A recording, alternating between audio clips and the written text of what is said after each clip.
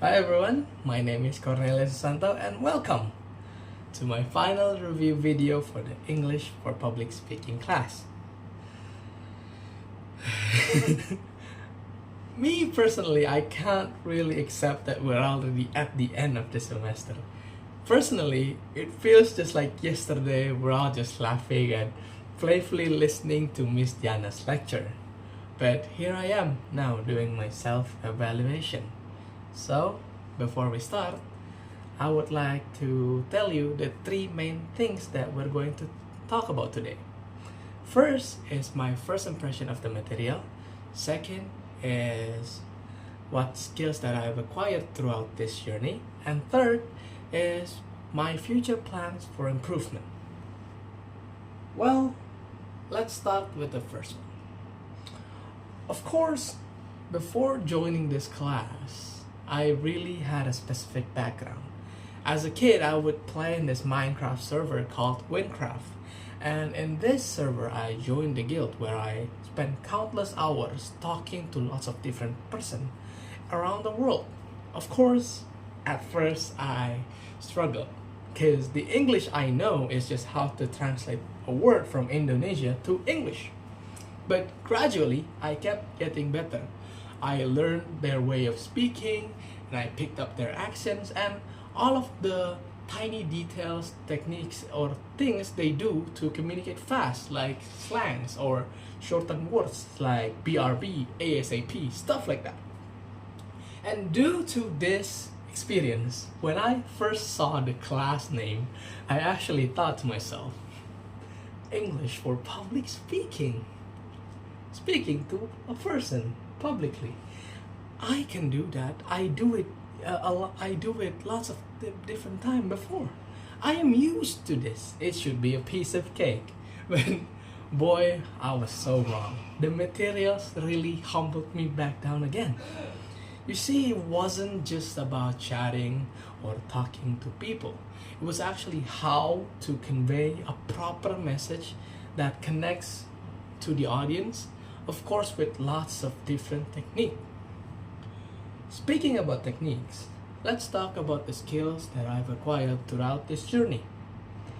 In the first week, you guys probably saw me as this overconfident guy that could yap for hours. And that is not because I was a pro speaker.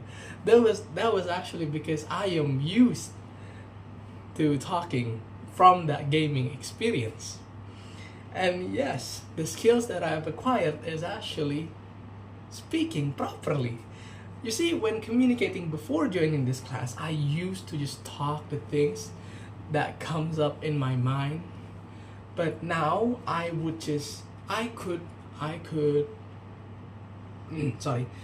can convey a proper message that is really structured.